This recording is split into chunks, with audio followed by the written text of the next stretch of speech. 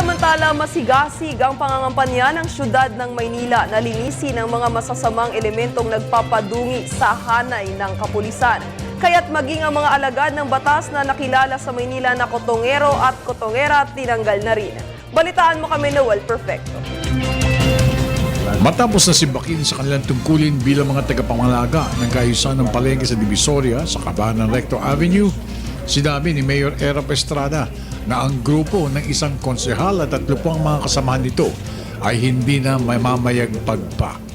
Ipinagdiinan ni Mayor Erap na hindi na ubra ang anumang klase ng motong na sobrang nagpapahirap sa mga vendors na hirap magtrabaho araw-araw para lamang mabuhay.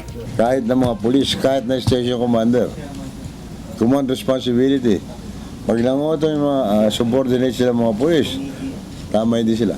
That's lookout. Hindi siya dapat maging station commander kung hindi niya kaya disiplinahin yung mga subordinates niya.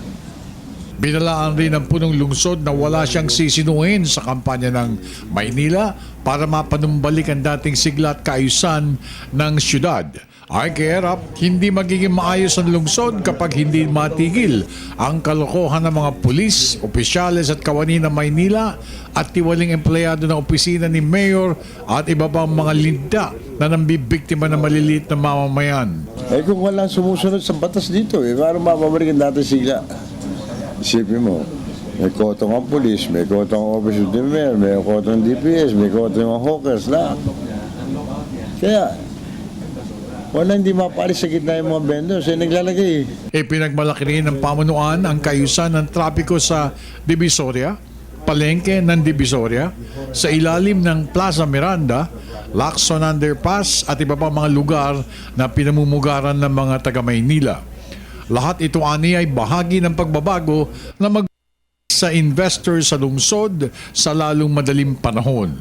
Pagbabago na muling magbibigay buhay at sigla sa lungsod ng Maynila. Para sa Telebisyon ng Bayan, ako naman si Noel Perfecto.